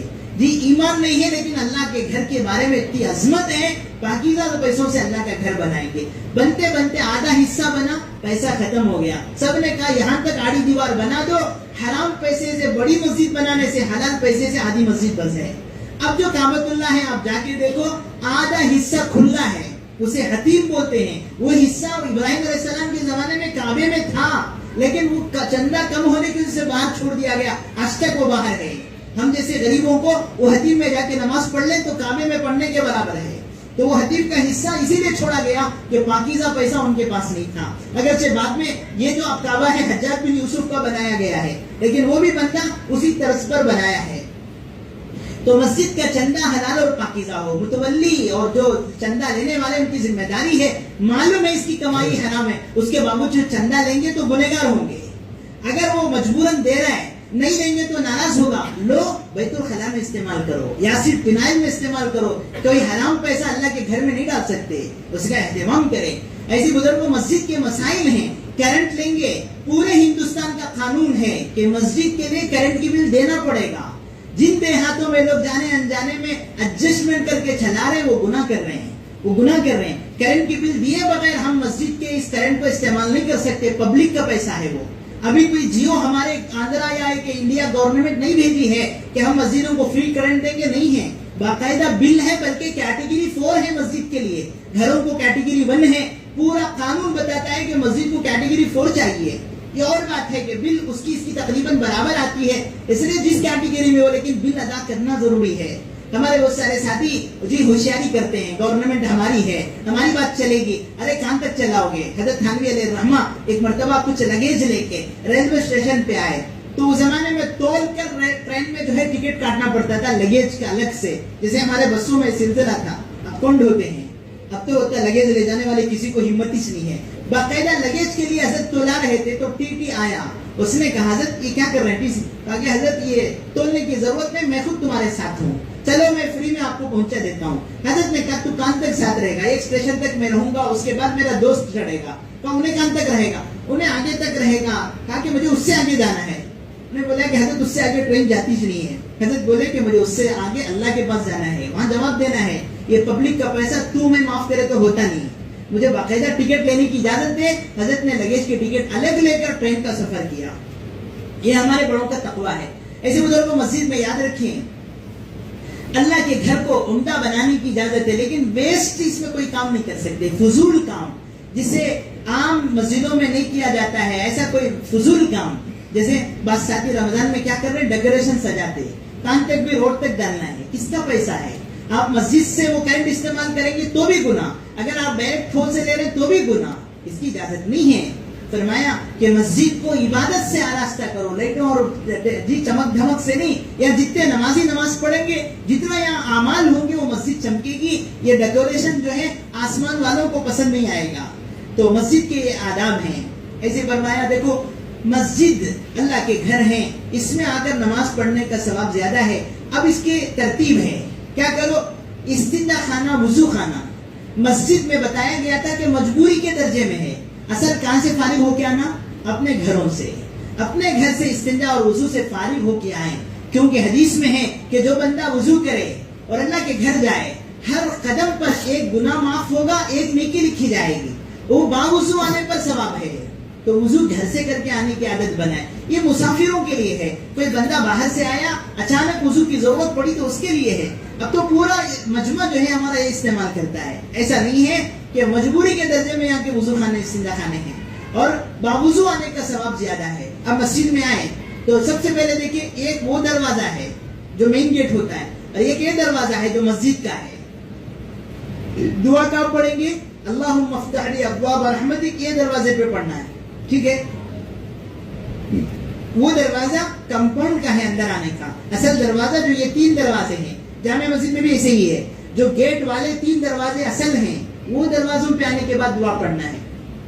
کیا پڑھیں گے؟ بسم اللہ والصلاۃ والسلام علی رسول اللہ صلی اللہ علیہ وسلم. بولو ساتھی, بسم اللہ والصلاۃ والسلام علی رسول اللہ صلی اللہ علیہ وسلم.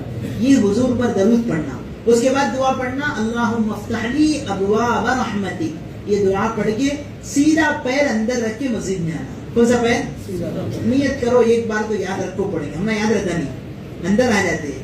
2 پاؤں رکھیں گی, 1 پاؤں رکھیں گی, یاد بھی نہیں رہتا. یہ بڑی غفلت ہے. سیدھا پیر اندر رکھ کے سنت سمجھ کے اندر آئیں. مولانا یحییٰ صاحب رحمۃ اللہ علیہ, مولانا زکریا صاحب رحمۃ اللہ علیہ کے ابا عادت تھی, جیسے ہی آئے اعتکاف کی نیت کرو. کیا نیت کرو؟ اللہ جب تک تیرے گھر میں ہوں میں اعتکاف کی نیت کروں. عربی میں دعا پڑھنے کی ضرورت نہیں ہے, دل میں ارادہ کر لے کہ اللہ میں جب تک ہوں, مثال کے طور پہ 1:15 پہ آ گیا, 1:45 تک رہوں گا, تو نیت کر لے اللہ اعتکاف کی نیت سے, وہ پورا آدھا گھنٹہ نیکی لکھی جائے گی. خاموش بیٹھے تو بھی ثواب ملے گا. اعتکاف کی نیت کر کے آئے. اب اندر آئے, موقع ہے, وقت ہے, تو مسجد کی 2 رکعت نماز ہے. کیا نماز؟ تحیت المسجد. کیا کہتے ہیں؟ جب تک ہمارے علاقے میں علم کم تھا, لوگ نادان تھے, یہ سب نمازاں پڑھتے تھے. اب علم زیادہ ہو گیا ہے جی, اس لیے کیا کر رہے ہیں, نفل نہ بول کے چھوڑ دے رہے. تحیت المسجد 2 رکعت نماز, اگر وقت ہے تو وہ نماز پڑھیں. اس کے بعد اس سے پہلے جو سنتیں ہیں, فجر سے پہلے کی 2 رکعت سنت. اگر فجر کا وقت ہے تو سنت ہی پڑھنا ہے, کوئی نفل نہیں پڑھ سکتے. فجر سے پہلے 2 رکعت سنت کے علاوہ کوئی نفل پڑھنا مکروہ ہے. اس میں آگے تہجد کے بعد کوئی نفل نماز نہیں ہے. تہجد کا وقت ختم تو صرف 2 رکعت سنت پڑھنا ہے اور اللہ کے گھر میں آ کے بیٹھ جائیں. اور فجر میں آگے تو سب سے بڑی عبادت ہے قرآن پڑھیں. قرآن پڑھیں.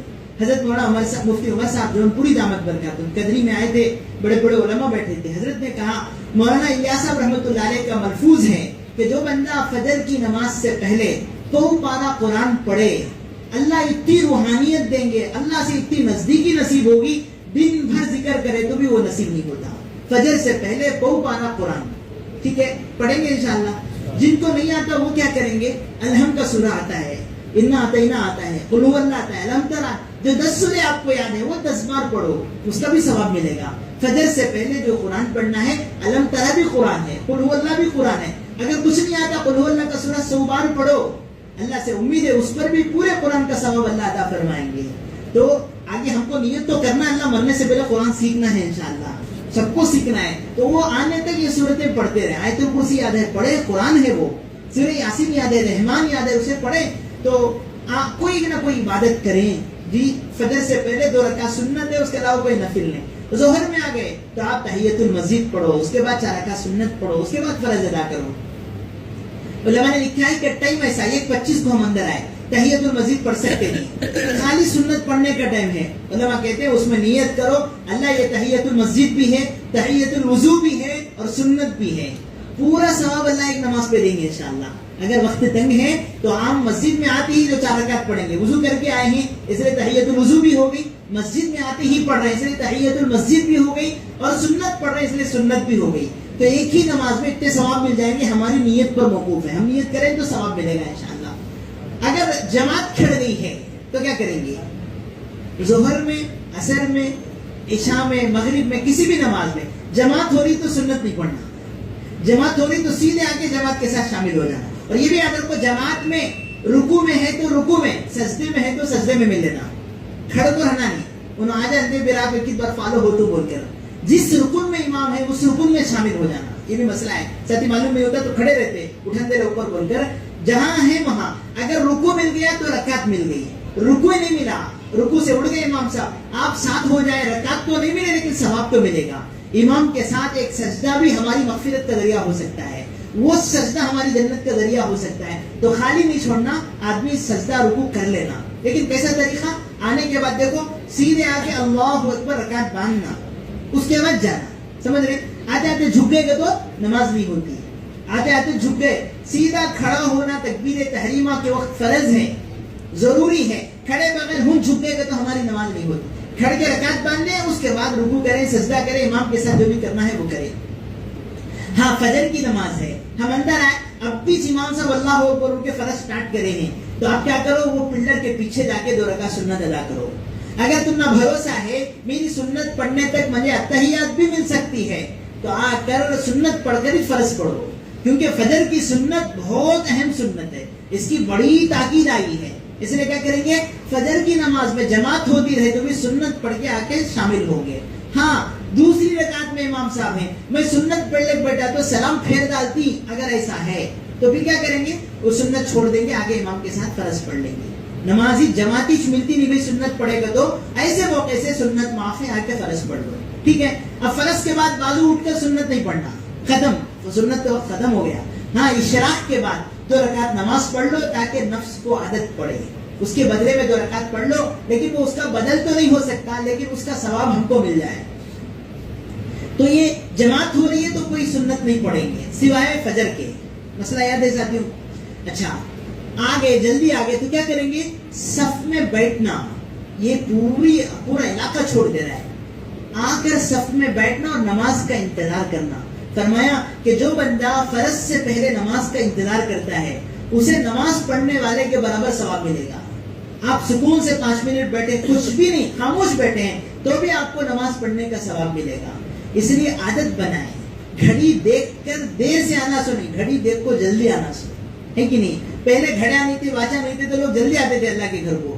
اب ہر گھر میں, ہر واچ میں, ہر موبائل میں گھڑی ہے, تو کیا کریں, ابھی 10 منٹ ہے, ابھی 10 منٹ ہے, اطمینان سے جائیں گے.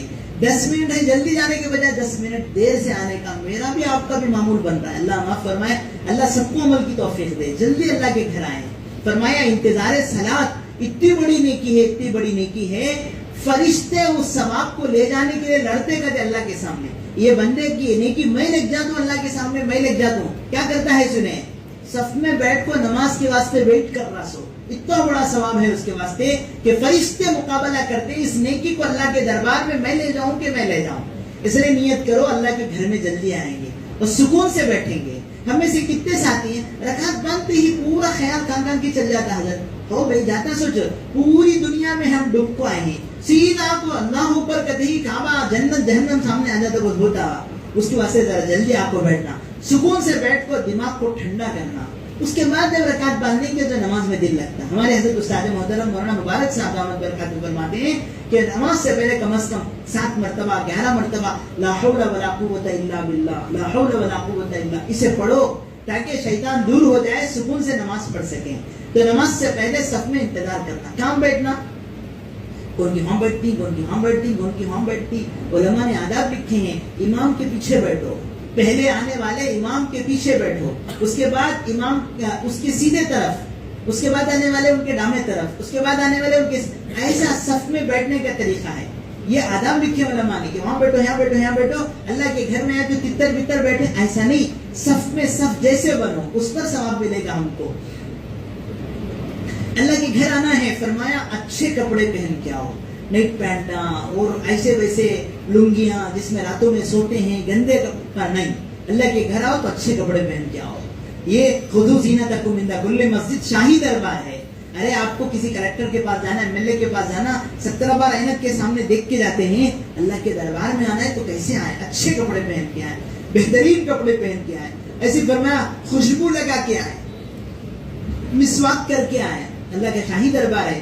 فرمایا یہاں اگر کوئی بدبو دی چیز ہوتی ہے فرشتوں کو تکلیف ہوتی ہے. 24 گھنٹے ملائکہ اس گھر میں رہتے ہیں, اللہ کے گھر میں فرشتے رہتے ہیں. یہ جو جماعتوں میں چلہ لے کے جاتے کوئی تعویذ نہیں ڈالتے, 40 دن جو مسجد کے ماحول میں رکھتے ہیں دل بدل جاتا ہے انسان کا, بری عادتیں چھوٹ جاتی ہیں. یہ فرشتوں کے ماحول کی برکت ہے. یہ تو اللہ کے گھر میں آئے, کسی کو گٹکی کی عادت ہے, پان پراگ کی عادت ہے, تو کیا کرنا, ذرا جلدی آ کر کلی کریں, دانتوں کو صاف کریں, جیپ رگڑیں, تھوک کر کھکار کے صاف ہو کے مسجد میں آئے.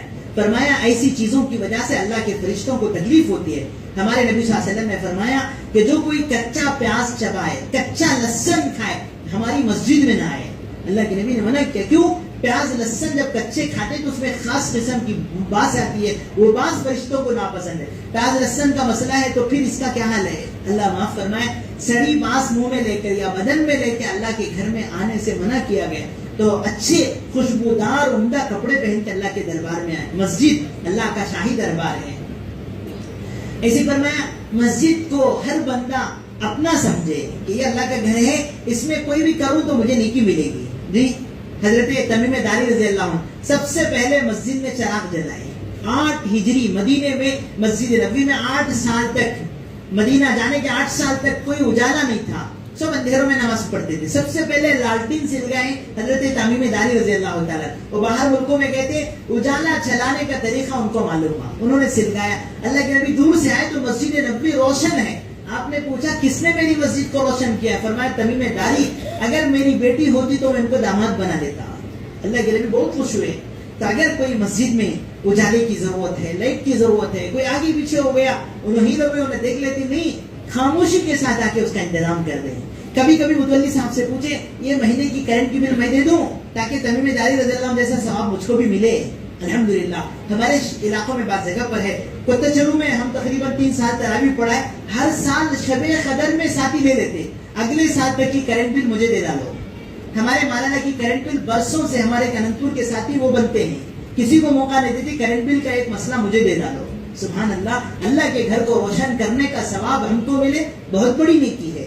آپ بھی نیت کریں گے انشاءاللہ. اگر ایک ساتھی ایک مہینے کی بل ادا کر دے تو مسجد کا خرچہ بھی کم ہو جائے. اتنا بڑا ثواب کہ اس روشنی میں جتنا قرآن پڑھا گیا, جتنی نماز پڑھے گی, پورا ثواب ہم کو ملے گا. ایسے مدر کو مسجد میں آئے تو ایک نظر کر لینا کہ مسجد کیسی ہے. کہیں تھوڑا سا کوڑا کرکٹ نظر آئے, صاف کر دیں, پاک کر دیں, کتنا ثواب ہے. روایات میں آتا ہے کہ اللہ پاک جب جنت میں حوروں سے نکاح کروائیں گے, ان کا مہر کیا ہوگا؟ فرمایا کہ دنیا میں جو اللہ کے گھر کو صاف کرتے ہیں, جو اللہ کے گھر کا کچرا باہر کرتے ہیں, وہ کچرا صاف کرنا جنت کی حوروں کا مہر ہے. سب ادا کریں گے انشاءاللہ. گھر میں بولو نا کچھ, آپ کو مہر دے ڈالو بول کے, جی خیریت نہیں ہوگی ہماری. اللہ کے گھر کی صفائی جنت کی حوروں کی مہر. تنزل عمان کی یہ روایت ہے, باقاعدہ روایت میں اس کا تذکرہ ہے. اتنا بڑا ثواب ہے. بخاری شریف میں ایک عورت کا قصہ ہے, امرأۃ سودا, ایک بندی تھی کالی کلوٹی, کہیں سے مسافرہ بن کے آئی تھی. اللہ کے نبی صلی اللہ علیہ وسلم کے ہاتھ پر مسلمان ہوئی تو جب پورے صحابہ نماز پڑھ کے گھر چلے جاتے, چپکے سے آ کے اللہ کے گھر جھاڑتی, صاف کرتی. اللہ کے نبی صلی اللہ علیہ وسلم کو معلوم تھا کہ یہ مسافرہ, یہ بندی اللہ کے گھر صاف کرتی ہے. ایک وقت آیا, یاد رکھیے مسئلہ ہے, عورت پاک ہو, کسی مجبوری سے مسجد میں آنے کی ضرورت پڑے تو آ سکتی ہے. پاک ہو تو کسی مجبوری سے مسجد میں آنے کی ضرورت پڑے تو اجازت ہے. عام نمازوں میں تو نہیں ہے, مردوں کے برابر ان کا بھی ایک صف الگ بن جائے. جو ہمارے غیر مقلد بھائی کر رہے ہیں ان کو معلوم نہیں ہے مسائل. صحیح مسئلہ جو شریعت کا ہے, حدیث کی روشنی میں عورت کو نماز یہاں پڑھنے سے بھی گھر میں پڑھنا اس کے لیے زیادہ ثواب ہے. تو اگر کسی مجبوری سے عورت آنا چاہے مسجد میں, مثال کے طور پہ کوئی اہم مسئلہ تھا, تو آنے کی اجازت ہے. یہ امرأۃ سودا رات میں آ کے اللہ کا گھر پاک کرتی تھی. ایک وقت آیا وہ نظر نہیں آئی. اللہ کے نبی صلی اللہ علیہ وسلم نے پوچھا, ارے وہ مسافرہ اجنبیہ, وہ غریب عورت دکھتی نہیں ہے. تو صحابہ نے کہا حضور اس کا انتقال ہو گیا. تو کہا آپ لوگوں نے مجھے بتایا نہیں. کہا کوئی بڑی آدمی نہیں تھی, کوئی بہت بڑی وہ غریب مسافر عورت تھی, ہم نے جنازہ پڑھ کے دفن کر دیا. آپ نے کہا اللہ کے بندو چلو مجھے بتاؤ اس کی خبر کیا ہے. اللہ کے نبی صحابہ کے ساتھ گئے, دوبارہ اس کی خبر کی جنازے کی نماز پڑھے. آپ نے کہا اللہ کے گھر کی صفائی, علماء کہتے ہیں کہ اس بندی کی سب سے بڑی نیکی تھی, اللہ کے گھر کو پاک کرتی تھی. اس کا درجہ اتنا بڑا کہ حضور علیہ السلام نے دوبارہ اس کی جنازے کی نماز پڑھی ہے. تو اللہ کے گھر پاک کرنے والوں کا بڑا اجر ہے. تو یہ جو نوجوان بچے ہیں, کبھی کبھی جمعے میں آ گئے, پورا فرش لے جا کے جھٹک کے پاک کر لیے, کبھی پانی سے دھو ڈالے. اللہ کے گھر سے محبت, اللہ زندگی میں برکت ہوگی انشاءاللہ. عادت بنائیں. کہ یہ ڈیوٹی نہیں، یہ ووٹی ہے، اس کا ثواب اللہ دیں گے، اس لیے نیکی سمجھ کے اللہ کے گھر کو پاک صاف رکھنا. کبھی وضو خانے کو دیکھ لے، پانچ ہی پکڑ گیا ہے، گندا ہو گیا ہے، چند نوجوان بچے مل لیے کہ چلو ہم بلیچنگ ڈال دیتے ہیں، رات کے اندھیروں میں صفائی کر دی، کسی کو نہیں معلوم، اللہ کو معلوم، ان کو معلوم کیا نیکی کر رہے ہیں. مسجد کے استنجا خانے ایک دم پاک صاف کر دیے. ادھر کو یہ بڑوں کا طریقہ ہے. مرکز نظام الدین میں جب کچے استنجا خانے تھے، چکلے پہ لوگ بیت الخلا کرتے تھے، دیکھا کہ رات بھر وہ رات میں تو بیت الخلا گندا ہے، گڑا بھر گیا ہے، صبح ہوتی تو گڑا پاک ہو جاتا. کون کر رہے ہیں؟ جب تحقیق ہوئی تو ایک بندے تلاش کے لیے نکلے تو ایک بندہ اجلے کپڑے پہنا ہوا، سر پہ ٹوکرا لے کے بیت الخلا گندگی پھینکنے جا رہا ہے. قریب جا کے دیکھے تو کون ہے؟ مولانا الیاس صاحب رحمۃ اللہ علیہ کے بیٹے حضرت جی مولانا یوسف صاحب رحمۃ اللہ علیہ. آنے والے مہمانوں جماعتوں کا گندا پیخانہ لے جا کے پھینک کے آ رہے ہیں. کیا اللہ ان کو جب نوازا ہے بزرگوں. دیکھو سب نیکیاں، بھائی مسجد کو چندہ دو، بھائی یہ کرو وہ کرو، سب دنیا والے دیکھتے، وہ نیکی صرف اللہ دیکھتے. دروازہ بند ہے، ہم پاک کر رہے ہیں، انشاءاللہ تکبر مٹ جائے گا، نفس کچل جائے گا. گھر میں بھی اور مسجدوں میں کبھی کبھی خاموشی کے ساتھ استنجا خانہ صاف کرنے کا مزاج بنایا جائے. تو اللہ کے گھر کی ہر خدمت بہت بڑی نیکی ہے. تو یہ ساری چیزیں ہیں، یاد رکھیں مسجد اللہ کا گھر ہے، قیامت تک اس کی حفاظت کی ذمہ داری ہماری ہے. اور اس موقع سے کہا جا رہا ہے کہ ہندوستان کی گورنمنٹ مختلف قانون کو لا رہی ہے کہ مسجد کی جگہ رجسٹر ہو اور مسجد جی بہت پاک صاف رکھی جائے، اس کا ہر چیز ہم دیکھیں گے، حساب و کتاب اچھا ہو. جی ضرور دیکھ لیں، آدھی رات میں آگے ہمارا حساب دیکھ لیں، ہمارے ڈاکومنٹس اچھے ہوں، جو قانون ہے وہ کریں گے انشاءاللہ. جو پہلے سے وقف میں جی درج ہیں مسجدیں، جو وقف پورٹل میں پہلے سے اندراج ہے، ان کا رجسٹر ہے، ان کو کہا جا رہا ہے کہ لے جا کے وقف بورڈ میں دوبارہ اسے ری انٹری کراؤ. اور جو مسجدیں پہلے سے وقف بورڈ میں نہیں ہیں، مسجدوں شروع سے مسلمان چندے سے اسے چلا رہے ہیں، اسے وقف بورڈ میں شامل کرنے کی کوئی ضرورت نہیں. شامل کریں گے تو مصیبت سر پہ آئے گی، ہمیشہ کے لیے وہ مسجد وقف بورڈ کے حوالے ہو جائے گی. تو جو مسجدیں وقف بورڈ کی نہیں ہیں اسے وقف بورڈ کی نہ بنائیں. جو جا کے پہلے سے ان کے ہاتھوں میں ہیں، جیسے ہمارے کچرو کی پوری درگاہ کی پراپرٹی ہے، ہمارے انپور کی عیدگاہ مسجد کی پراپرٹی نورانی مسجد ہے، ایسی جو پہلے سے وقف بورڈ میں ہیں ان کو دوبارہ لکھانا پڑے گا. باقی جو نہیں ہے ان کو کرنے کی ضرورت نہیں. البتہ ڈاکومنٹ پرمپوں کو جگہ ہو تو اسے پٹا بنائیں، اس کو رجسٹر کرائیں اور پاک صاف رکھیں، تاکہ کوئی بھی آدمی آ کے ہمیں پوچھے تو قانون کے دائرے میں ہم کہیں یہ گھر پاک صاف، ہماری جگہ انتہائی جی قانون کے حساب سے مطمئن اطمینان ہے، اس میں کوئی گڑبڑی نہیں ہے. اس کا اہتمام کرنا چاہیے. ہمارے جو دیہات اور قریے ہیں ان کا بھی ایک مرتبہ معائنہ کریں کیا حال ہے مسجدوں کا، کیسے کیسے حالتوں میں مسجدیں ہیں. اللہ اپنے فضل سے ہم سب کو مسجد سے محبت نصیب فرمائے. اور فرمایا جی یہ جو آیت ہے انما یعمر مساجد اللہ من آمن باللہ والیوم الآخر، مشرکین مکہ میں کچھ لوگوں نے کہا کہ ہم بیت اللہ کے متولی بنیں گے، ہم بیت اللہ کو آباد رکھیں گے. اللہ نے کہا نہیں، تم نہیں کر سکتے. بیت اللہ کی آبادی، مسجدوں کی آبادی ایمان والوں کا کام ہے. ایمان کے ساتھ ہی مسجد کی آبادی ہو سکتی ہے. جن کے دلوں میں ایمان نہیں ہے وہ کبھی اللہ کے گھر کو آباد نہیں کر سکتے. اسی لیے فرمایا جس بندے کو دیکھو مسجد کو بار بار آتا ہے، 11 بجے آیا 2 رکعت نماز پڑھ کے گیا، پھر 1:30 بجے آیا مسجد کو آ رہا ہے، بار بار جس بندے کو مسجد سے تعلق ہو، فرمایا فشہدوا لہ بالایمان، حضور فرماتے ہیں وہ پکا مومن ہے، وہ پکا مومن ہے جس کو مسجد سے رشتہ مضبوط ہے. اس لیے اللہ کے گھر میں آنے جانے کی عادت بنائے، آنے جانے کا مزاج بنائے. بس ساتھی آئے بیت الخلا گئے، وضو خانے کے پاس نل سے پانی دھو لیا، ہوں چلے گئے. فرمایا قیامت کی نشانیوں میں سے ہے لوگ مسجد کو ٹوریزم بنا لیں گے. اللہ معاف فرمایا، آپ جا کے دیکھو گنڈی کوٹا کی جو جامع مسجد ہے، اتنا بڑا علاقہ ہے، کوئی 2 رکعت نماز پڑھنے والا نہیں ہے. حیدرآباد کی مکہ مسجد جی عورتیں مرد ویڈیو فوٹو بنا رہے ہیں، ان میں سے کتنے ہیں جو 2 رکعت نماز پڑھ رہے ہیں. وہاں باہر جو مجمع بیٹھا ہے ہاؤس کے پاس اور اس کے پاس 10-10 ہزار کا مجمع بیٹھا ہے، نماز پڑھنے والے ایک صف بھی نہیں ہے، آدھی صف بھی نہیں ہے. مسجدیں ویران ہو رہے ہیں. دلی کی جامع مسجد آپ جاؤ تو ہر قسم کے لوگ وہاں ملیں گے، لیکن اندر آ کے نماز پڑھنے جب امام کھڑتے ہیں 25-30 آدمی بھی نظر نہیں آتے. یہ کیا ہو رہا ہے؟ حضور نے فرمایا تھا قیامت کی نشانیوں میں سے ہے لوگ مسجد کو ٹور کی جگہ بنائیں گے سجدے کی جگہ بنانے کے بجائے. تو ایسا آئے بائی پاس سے آگے پواں دھولے کے ہونٹ چلے گئے، دل بے چین ہو جائے. اللہ کے گھر آیا ہوں 2 رکعت پڑھ کر تو جاؤں. موقع اگر دیکھے نماز پڑھ سکتے ہیں تو 2 رکعت نماز پڑھ کے جائے. اللہ ہم سب کو عمل کی توفیق عطا فرمائے. تو بہرحال ہماری جو بابری مسجد ہے اللہ کا گھر، اللہ جب تک اس سے کام ہوا، اب اس کے بعد جو حالات ہیں ہم اللہ کے حوالے کرتے ہیں. لیکن وہ مسجد ہے, 400 سال وہاں سجدے ہوئے ہیں اور بڑے اونچے پیمانے پہ سجدے ہوئے ہیں. تو آج اگر کسی کے پاس ان کی طاقت ہے تو وہ کر رہے ہیں. انشاءاللہ اللہ چاہے تو دوبارہ وہ مسجد بنے. اللہ کے خزانے میں کوئی کمی نہیں ہے. زمین آسمان ہمیشہ اللہ کے خزانے ہیں, جب چاہے اللہ حالات بدل سکتے ہیں. اس لیے ہم مایوس نہیں ہیں, اللہ سے اب بھی مانگ رہے ہیں کہ اللہ ہماری ایک مسجد کی حفاظت فرما. پورے ہندوستان میں بزرگوں, ہمارے بڑوں نے 50 سال اس کے مقدمے کو کورٹ میں لڑا ہے, چپکے نہیں. کیونکہ ایک مسجد جائے گی تو اس کے بعد لائن لگی ہوئی ہے, اس کے بعد پتہ نہیں کتنی مسجدیں ان کی ٹارگیٹ پر ہیں. ابھی وہ ہوا کہ نہیں, کسی اور مسجد کو کہہ رہے ہیں کہ کرشن پیدا ہوئی سے جگہ ہے, کسی اور مسجد کو کہہ رہے ہیں کہ کسی زمانے میں وہ تھا, یہ تھا. ایک کے بعد ایک مسجدیں ان کو جو ہے ان کی نظریں کے سامنے آ رہی ہیں. ہم اللہ سے دعا کرتے ہیں اللہ ان کو ہدایت نصیب فرمائے. ہم نے کیا بگاڑا ہے ان کا؟ 5 وقت سکون سے آ کے ہم سجدہ کر کے جاتے ہیں. ہماری مسجدوں پر کیوں ان کی نظریں ہیں اللہ جانے. باقی انشاءاللہ ہمارا ایمان ہے, اللہ اپنے گھروں کی حفاظت فرمائیں گے. ہمیں ویسا بننا ہے, مسجد سے ہمارا رشتہ مضبوط ہو. حضرت مولانا طارق جمیل صاحب اردن گئے تھے. اردن بیرون ملکوں میں ایک ملک ہے. حضرت نے نماز پڑھی, نماز کے بعد ایک بندہ ملا, اتنی بڑی داڑھی ہے. حضرت سے ملاقات کی. حضرت نے پوچھا تم کون ہو؟ اس نے کہا میں ایک سوال کرتا ہوں, آپ جواب دو. کہا کیا سوال ہے؟ کہا تمہارے یہاں جمعے کی نماز میں کتنے مسلمان آتے ہیں؟ کہا فلوروں کے فلور بھر رہے ہیں, نیچے جگہ بسرانی اوپر بنائے جا رہے ہیں. 100 کا مجمع جمعے میں آتا ہے. پھر اس نے کہا فجر کی نماز کا کیا حال ہے؟ کہا اس کا 10% بھی نہیں ہے. جمعے کا جو مجمع ہے اس کا 10% بھی 5 نمازوں میں نہیں ہے. اس نے کہا ابھی بہت دور ہے. حضرت نے کہا تو کون ہے؟ اس نے کہا میں یہودی ہوں.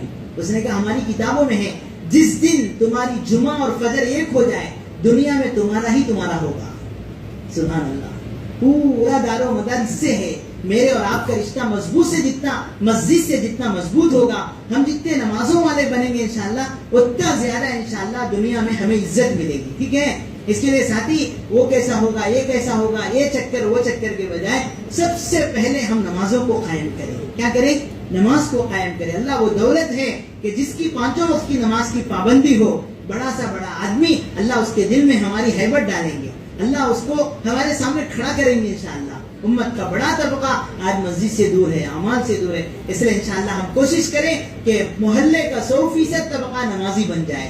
اللہ کے گھر کو اس کا رشتہ مضبوط ہو جائے, انشاءاللہ سب کام آسان ہو جائیں گے. اللہ توفیق عطا فرمائے. کہ ان سارے باتوں سے ہمیں کہہ رہے ہیں کہ امن کے ساتھ ہمارے بڑوں نے جو کہا ہم مان لیے ہیں. ہمارے ہاتھوں سے چلی گئی, لیکن ہم اس مسجد کو نہ بھولیں. 1527 میں تقریباً اس کی بلڈنگ کا کنسٹرکشن پورا ہوا. 1527 سے لے کر 1940 تک پوری مسجد میں 5 نمازیں پڑھی گئی ہیں. 1940 کے بعد یہ ہنگامے کھڑے ہوئے. اس کے بعد حالات بگڑتے گئے, چند دن کے لیے مسجد بند کی گئی, اور پھر وہ وقت آیا کہ 2019 میں سپریم کورٹ کا فیصلہ آیا کہ یہ جگہ دوسروں کو دے دی جائے گی.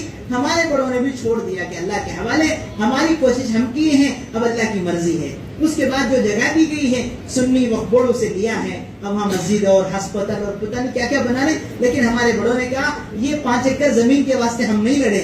اگر ہم وہ پیسوں سے جو ہم نے مسجد کے لیے خرچ کیا مولنا چاہتے 100 ایکڑ مول سکتے تھے, لیکن ہم نے مسجد کو بچانے کے لیے محنت کی ہے. کیوں؟ اس لیے کہ ایک بار مسجد بن گئی تو قیامت تک وہ مسجد ہے, اسے بدل نہیں سکتے.